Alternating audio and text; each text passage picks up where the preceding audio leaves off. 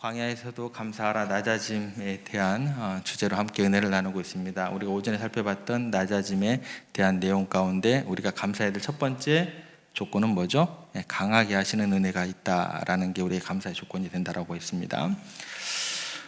영국 런던의 한 지하철역에서 매일 같은 시간에 바이올린을 연주하는 사람이 있었습니다. 사람들은 그의 헤어진 옷, 또 초라한 외모를 보고 그냥 아무런 생각 없이 지나치기 일쑤였습니다. 바쁜 걸음 속에서 들려오는 그 사람의 연주는 어쩌면 지하철역의 그냥 배경음악처럼 들려오기가 일쑤였습니다. 때로는 지나가는 몇몇 사람들이 던져주는 동전으로 그는 그의 끼니를 해결하는, 그렇게 하루하루를 살아갔던 사람입니다. 그가 연주를 멈추지 않았던 이유는 그 바이올린이 사실 아버지가 어렸을 때 물려준 유일한 유산이었기 때문이었다라는 것입니다. 그리고 그 아버지가 떠나시기 전에 이런 말을 그에게 남겼습니다. 너에게 힘든 상황이 온다 할지라도 이 바이올린은 놓지 않았으면 좋겠다. 연주를 통해서 너가 살아있음을 느끼게 될 것이고, 그 연주를 통해서 너에게 그런 이야기를 들려주게 될 것이다. 네가 연주하는 한 너의 삶은, 소망은 끝나지 않는 그런 연속이 될 것이다. 이런 이야기를 하고 돌아가셨어요. 그래서 그가 이제 매일매일 똑같은 시간에 비가 오나 눈이 오나 그 바이올린을 들었던 거죠. 그리고 그가 생각했던 것은 언젠가는 음악을 통해서 내 새로운 삶이 시작되리라, 그 희망만은 놓지 않았기 때문에 그렇게 매일 바이올린을 들을 수 있었던 것 같습니다. 때론 아무도 듣지 않은 것 같은 그런 연주였지만 그에게 있어서 바이올린을 들고 연주하는 그 시간은 삶의 의미가 되었고 그의 인생을 버틸 수 있는 이유가 되었다라는 것입니다. 그러던 어느 날 그곳을 지나가던 한 음악 예호가가 그의 연주에 경청하면서 발걸음을 멈추게 됩니다. 무심코 들려온 손율치고는 너무나 평범하지 않음을 느꼈기 때문이었다라는 것입니다. 그리고 노숙자의 바이올린을 보니까 낡아 보이긴 하지만 거기에서 나오는 소리가 너무나 특별했다라는 거예요. 더 가까이 다가가서 듣고 싶었어요. 그리고 바이올린이 어떤 모양인지 더욱 보고 싶었어요. 유심히 보고 난 다음에 그 사람이 깜짝 놀라게 됩니다. 바이올린 중에 가장 유명한 바이올린은 뭘까요? 스트라디바우루스, 그거죠. 스트라디바우루스. 그 바이올린이었던 거예요. 노숙자가 가지고 있던 자기의 바이올린이 얼마나 가치가 있었는지 노숙자는 몰랐습니다. 그냥 그에게 있어서 그걸 들고 있었던 이유는 뭐예요? 아버지가 물려준 악기이기 때문에 오래전 물건으로 그냥 생각하면서 살아온 것이고, 그 가치를 몰랐지만 매일 정성껏 닦고 소중히 다뤘던 이유는 뭐예요? 최선을 다해 연주했던 것은 아버지가 남기신 그 말씀을 기억했기 때문에 딱 이거밖에 없었어요. 그리고 난 다음에 이제 한 사람을 통해서 그 악기에 대한 어떤 진가가 발견되고 그 사람이 그 노숙자를 도와서 그 바이올린을 전문가에게 가져갔어요. 근데 그 악기의 가치가 수백만 파운드에 해당했다고 합니다.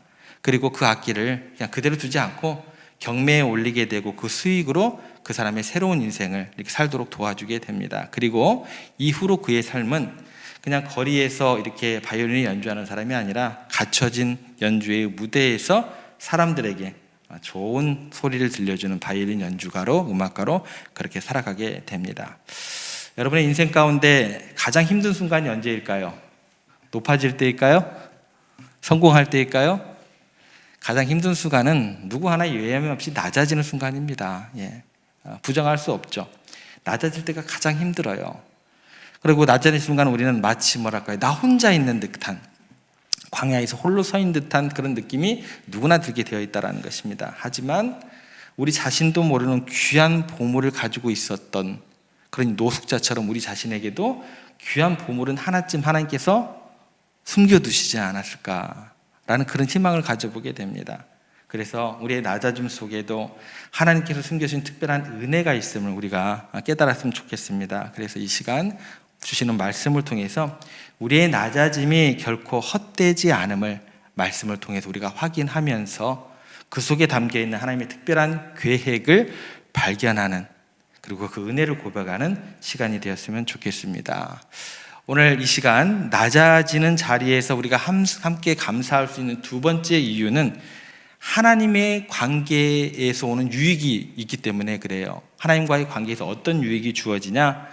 낮아진 자리에서 우리가 하늘을 바라보게 된다라는 그 하나님과의 관계의 유익이 우리에게 감사할 수 있는 조건이 된다라는 것입니다. 굉장히 중요한 원리입니다.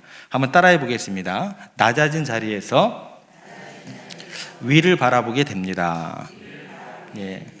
여러분, 광야의 낮아짐은요, 하나님을 사모하게 되는 놀라운 기회로 우리에게 다가오게 된다라는 것입니다. 신기하게요, 인간들은 절대 낮아지지 않으면, 절대 바닥까지 떨어지지 않으면 절대 위를 보지 않습니다. 하나님의 은혜 기대하실 것 같죠? 높아지는 사람은 절대 기대하기가 어려워요. 높아지면 높아질수록. 우리가 건강할 때 우리가 의사 선생님 찾을까요? 잘 안 찾아요. 예. 그거랑 좀 같이 생각을 하시면 좋을 것 같아요. 그래서 예수님께서 마태복음 9장 12절에 어떻게 말씀을 하시냐면, 건강한 자에게는 의사가 필요 없고 병든 자에게라 필요하니라 라고 말씀을 하셨습니다. 우리의 영적인 상태도 거의 마찬가지라고 생각을 하시면 돼요. 내가 스스로 부족한 것이 없고 높고 강하다고 느낄 때는 하나님의 의를 잘 구하지를 않습니다. 오래전에 한 청년이 제가 사무실에 앉아있는데 불쑥 들어오더니 이런 질문을 합니다. 목사님, 최근에 별을 본 적이 있으세요? 이렇게 질문을 하게 됩니다. 가만히 생각하고 보니까 제가 밤하늘의 별을 본 지가 오래된 것 같아요. 그게 매연 때문은 아닌 거잖아요. 그게 미세먼지 때문은 아닌 거잖아요. 그죠? 왜 그런가 가만히 생각해 봤더니 제가 밤하늘의 별을 쳐다볼 여유가 없었던 것 같아요. 밤에 걸어다니면 너무너무나 환해요. 볼 것들이 너무너무나 많습니다. 지나가는 사람들은 왜 그렇게 아름답고 멋있는지, 또 쇼윈되어 있는 상품들은 왜 그렇게 화려하고 구경할 것들이 많은지, 내 눈을 그냥 어디 둘 때 두지를 못하겠어요. 내 눈을 빼앗가는 것들이 너무나 많은 거예요. 너무나 많으니까 도저히 여기에서 여기 위를 쳐다보지를 못해요. 여기에서 저기도 못 봐요. 눈앞에 바라보기가 바쁘다라는 거예요. 도무지 하늘을 쳐다볼 생각이 전혀 나지 않았던 것 같습니다. 그래서 하늘이 있는 것도 잊어버리고 살았던 것 같더라고요. 세상의 화려함과 분주함에 빠져서 별을 바라보지 않았을 뿐만 아니라 하늘을 올려다볼 생각은 전혀 하지 못했던 것 같습니다. 그런데 여러분, 가만히 생각해 보면 병상에 누운 채로 수술실에 들어가기 전에 한번 생각해 보세요. 여러분들 경험 있으신 분들 있고 없으신 분들 있을 거예요. 제가요, 쓸개 빠진 사람이에요. 안 웃으신다. 담남담석이라고 합니다. 담남담석. 쓸개 빠진 사람. 제가 담낭담석이 없는 사람이거든요. 담낭담석으로 쓸개를 떼어낸 사람이거든요. 그 수술을 하기 위해서 제가 중앙대병원을 이제 마지막 4부 예배 설교를 딱 마치고 아내랑 가서 이제 환자복을 입었죠. 그거 이상하더라고요. 그리고 난 다음에 그 다음날 제가 이렇게 병상에 누운 채로 수술실로 들어가는데 굉장히 차가워요. 수술실, 그죠? 굉장히 춥습니다. 추운데요, 천장만 바라보고 딱 들어갔는데 천장에 어떤 글귀가 있었냐면, 두려워하지 말라. 내가 너와 함께함이라. 내가 너를 굳세게 하리라. 중대병원도 제가 알기로는 미션 스쿨이 아닌데 그게 천장 수술실에 있더라고요. 병상에 누운 채로 수술실에 들어간 사람은 누구나 다 경험했던 그런 마음일 거예요. 얼마나 하늘이 가깝게 느껴지는지 몰라요. 얼마나 천국을 사모하게 되는지 몰라요. 얼마나 하나님의 은혜에 간절히 사모하게 되는지 모릅니다. 병상에 들어갔다 오신 분들은 알아요. 수술실에 들어갔다 오신 분들은 알아요. 저도 경험했어요. 저 혼자더라고요. 들어갈 때 아내는 그 입구에서 못 들어오게 해요. 저 혼자 들어가요. 근데 그 글귀가 딱 내 성경 구절에 제 마음에 오는 순간, 하늘이 참 가깝게 느껴지더라고요.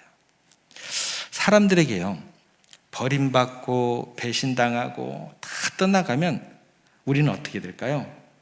자연스럽게 하나님을 찾게 됩니다. 그렇게 되어 있어요.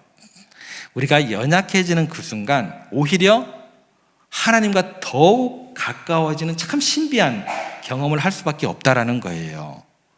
여러분, 신기하게 우리는 낮아지는 그 자리에서 관계를 회복하면서 영성이 깊어지고 하나님을 더욱 깊게 만나게 되는 겁니다.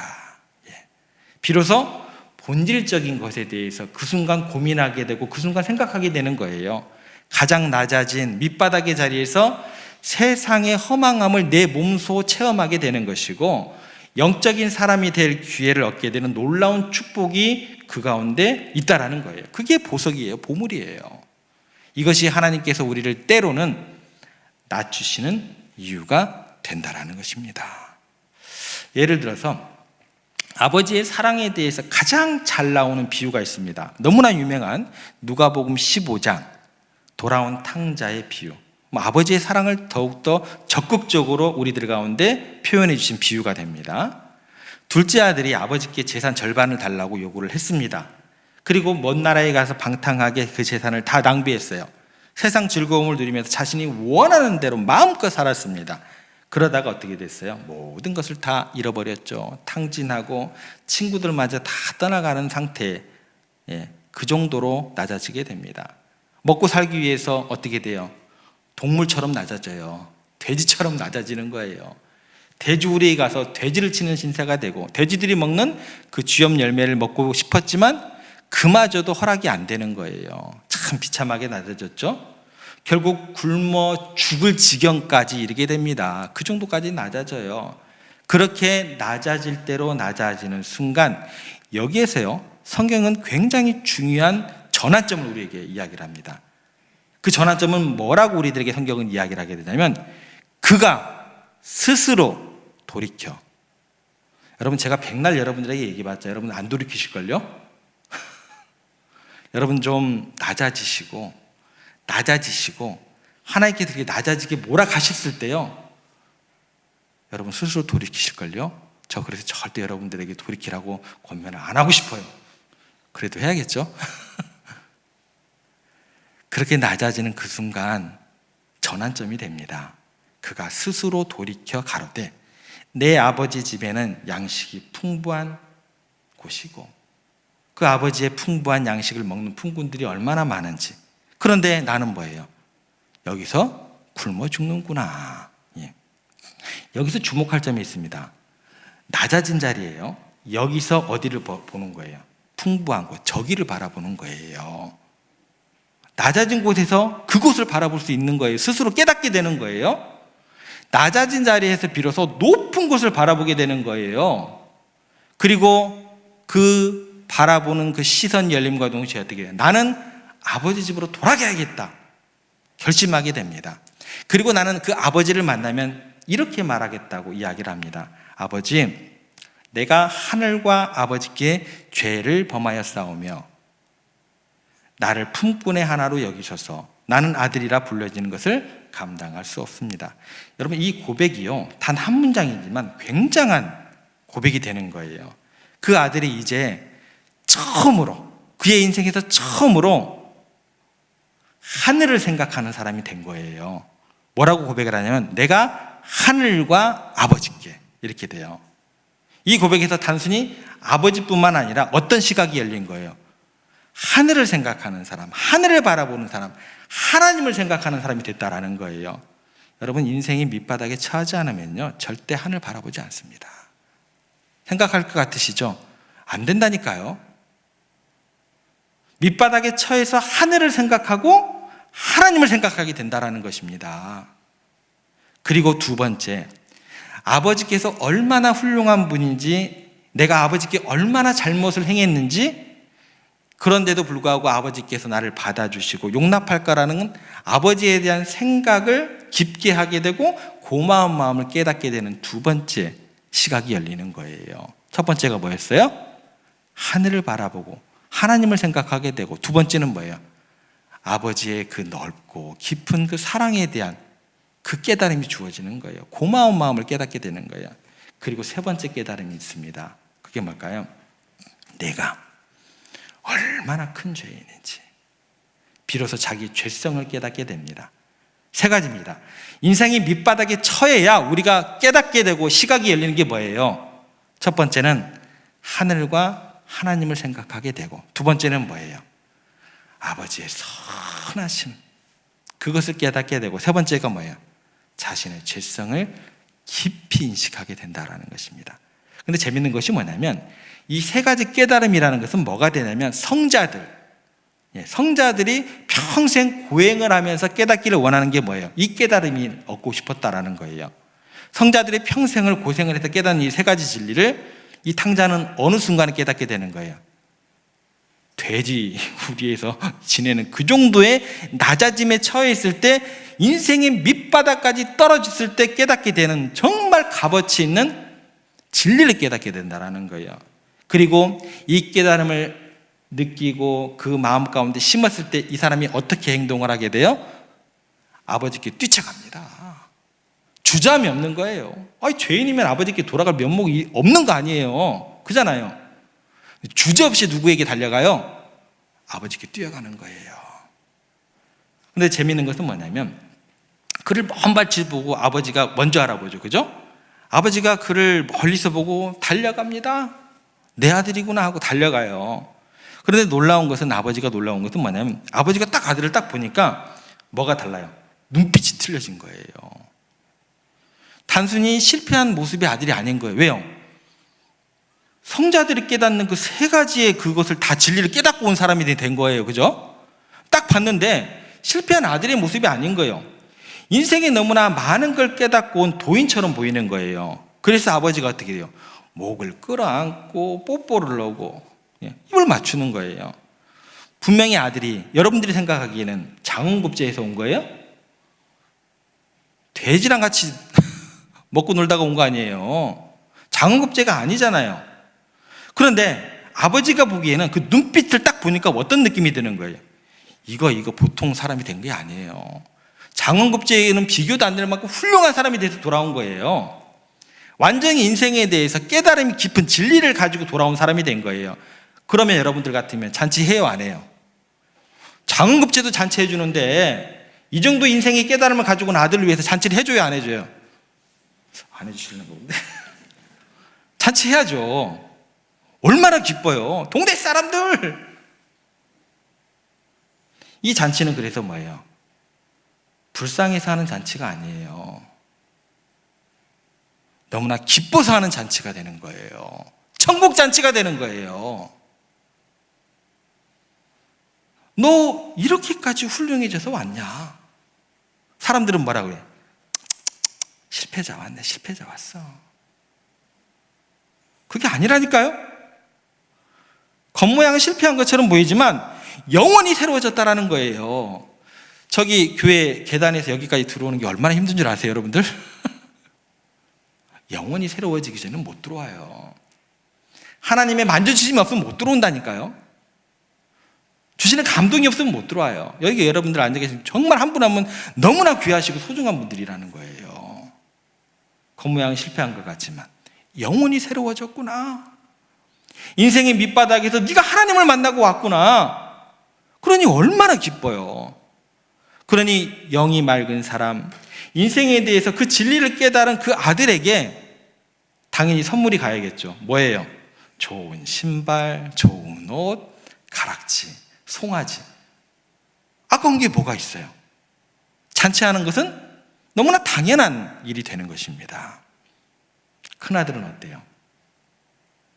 큰아들은 그냥 편안하게 낮아짐도 없고 억울함도 없고, 큰아들은 그냥 편안하게 지내면서 뭐만 속에 가득한 거예요? 불만만 디룩디룩 쪄가지고 편안한 삶의 가운데서 감사는 없고 불만만 가득해가지고 아무것도 모릅니다. 아무것도 몰라요. 큰아들은 아버지께서 편안하게 지면서 그냥 속에 불만만 이거 막 다 쌓아가는 거예요. 아무것도 깨달음이 없어요. 하나님도 모르고 누구만 알아요? 자기밖에 몰라요. 자기밖에. 우리 교회는 그런 사람 없어야 됩니다. 절대로 그런 사람이 우리 교회 가운데 있으면 안 됩니다. 어떻게 나만 알 수가 있어요? 그러시면 안 돼요.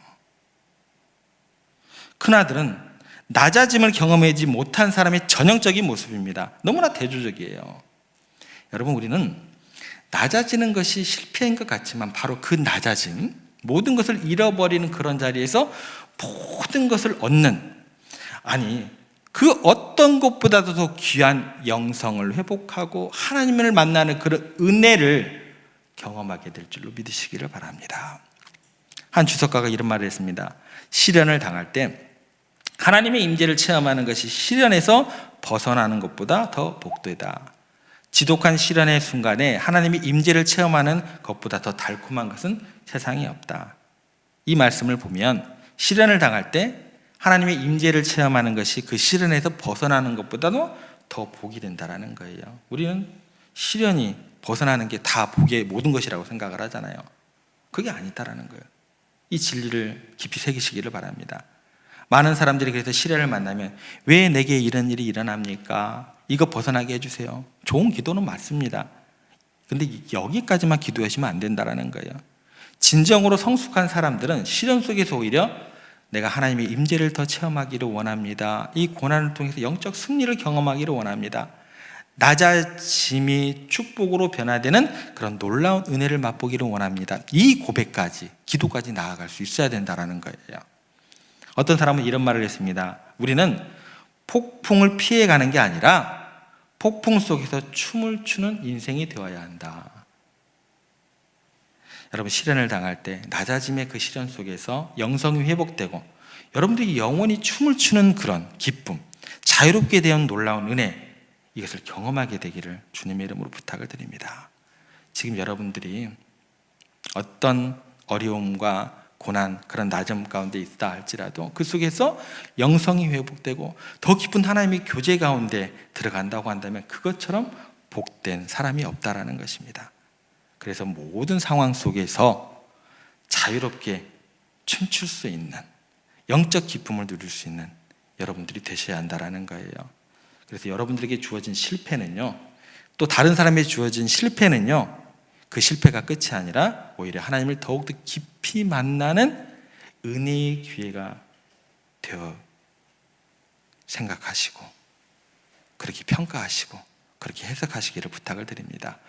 니콜라스 헤르만이라는 사람이 있습니다. 1605년 프랑스에서 태어났습니다. 이 사람이 10대일 때 30년 전쟁이 일어났고 전쟁의 와중에 부상을 당하고 장애를 가지게 됩니다. 그리고 18살 때 예수님을 만나고 이제 거듭나게 되고 그래서 또 동력을 얻어서 잘 생활하면서 프랑스 정부기관 관청에서 보조 역할로 18세부터 근근히 살아갑니다. 50세가 되었을 때 어느 날 생각을 해보니까 그냥 일상에 지쳐있고 피폐해져가는 삶의 의미를 못 찾고 있는 자신의 모습을 발견하게 돼요. 그래서 파리에 있는 갈멜 수도원에 들어가서 하나님과의 깊은 만남을 가지기를 소망하면서 그곳으로 가고 수도원 생활을 시작하게 됩니다. 그런데요, 딱 수도원을 딱 들어갔는데 50이 넘는 분이 장애를 가지고 있는 분이 수도원에 왔다고 이렇게 딱 보고 나서 그 수도원에서 이 사람을 부엌에다가 배치를 했어요. 그리고 무시하고 또 이렇게 그냥 별로 거들떠보지도 않았습니다. 그래서 부엌에서 밥하고 설거지하고 빨래하라고 거기다 이렇게 배정을 한 거예요. 처음에는 이 사람이 너무너무 서글펐어요. 너무나 속상한 거예요. 내가 정말 하나님에 대한 어떤 그런 생각과 열심을 가지고 왔는데 나를 부엌에다 보내고 말이야. 나를 거들떠도 안 보고 너무나 속상한 거예요. 너무나 서글펐지만 그래도 뭔가 뜻이 있겠거니 하면서 거기에서 성실하게 일하는 가운데 생각을 해보니까 하나님께서 예배당에만 계시냐? 부엌에도 계신다. 하나님께서 거룩한 의식에만 계시냐? 설거지하고 밥하고 빨래하는 이곳에도 하나님께서 함께 계시지 않는가? 이렇게 생각을 하니까 막 기쁨이 넘치는 거예요. 그러면서 모든 순간에 하나님과 동행하면서 열심히 무슨 일을 했을까요? 부엌 일을 한 거예요. 그러다 보니까 매일 일상이, 매 시간이 어떻게 돼요? 기뻐요. 얼굴이 환해지고 광채가 나기 시작하니까 다른 수도사들이 도대체 무슨 일이냐고 묻기도 하고, 또 그렇게 물으러 왔다가 또 어려운 일이 있으면 또 같이 대화를 하다 보니까 어떤 순간에는 상담이 되기도 합니다. 그러면 정확하게 하나님의 뜻을 전달해 주는 거예요. 그 수도사들이 그 사람과 얘기하다 보니까 너무나 큰 감격을 받게 돼요. 부엌일 하면서 계속 기도하고 하나님과 교제하다 보니까 다른 수도사들하고 비교도 안 될 만큼 깊은 영성을 소유한 거예요. 그냥 모든 순간이 그냥 기도가 되는 거잖아요. 하나님과 함께하는 시간이 된 거잖아요. 일상이. 그 사람들은 뭐예요? 기도하러 잠깐 들어갔다가 하나님과 교제하는 것이고, 누가 더 하나님과의 만남이 깊어지는 거예요. 부엌에서 이런 사람하고 일반 수도사들하고 비교를 할 수가 없는 거죠. 이래서 소문이 나니까 원장님까지 찾아오게 됩니다. 그래서 상담을 하고는 깜짝 놀래요. 그 영성의 깊이에 놀래가지고 크고 중요한 일이 있게 되면 이 사람에게 이제 편지를 써서 또 상담을 받게 됩니다. 그러면 기가 막히게 하나님의 뜻을 파악해서 알려주니까 너무나 감격해가지고 그 횟수가 더해지고 하다가 15번이나 그 사람하고 편지가 오고 갑니다. 원장님 편지를 보니까 나중에 모아서 보니까 이 편지 자체가 너무나 힘이 있고 은혜롭고 진리가 가득한 거예요. 그래서 이 편지를 모아서 책으로 출판하게 됩니다. 이 책의 이름이 그 유명한 하나님의 임재 연습이라는 책이 됩니다.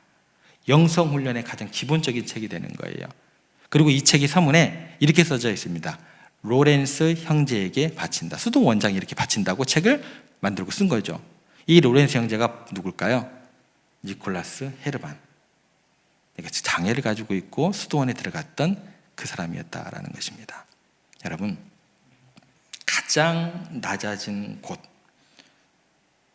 수도원 사람들이 그 사람을 부엌으로 보내도 말도 신경 안 썼다는 거죠. 가장 낮아져 있는 그곳에서 사람들이 그를 돌보지 않았던 그런 무심했던 그런 곳에서 영성이 깊어지고 하나님을 깊이 만날 수 있게 되었다라는 것입니다. 여러분의 삶에서 낮아진 그 자리에서 말로 하나님을 깊이 있게 만나는 그런 영성이 깊어지는 기회가 될 줄로 믿으시기를 바랍니다. 예수님께서 십자가를 지시는 그 처참한 그 자리에서 오히려 예수님께서는 뭐라고 얘기를 하시냐면 내가 영광을 받을 때가 왔도다 하시면서 하나님께 자기 영혼을 맡기신 것처럼 여러분의 낮아진 그 자리에서 영성이 새로워지고 하나님을 깊이 만나는 기쁨으로 오히려 하나님께 감사를 올려드리는 그런 기쁨과 감사가 넘치는 여러분들의 모든 일상의 삶이 되시기를 주님의 이름으로 부탁을 드립니다.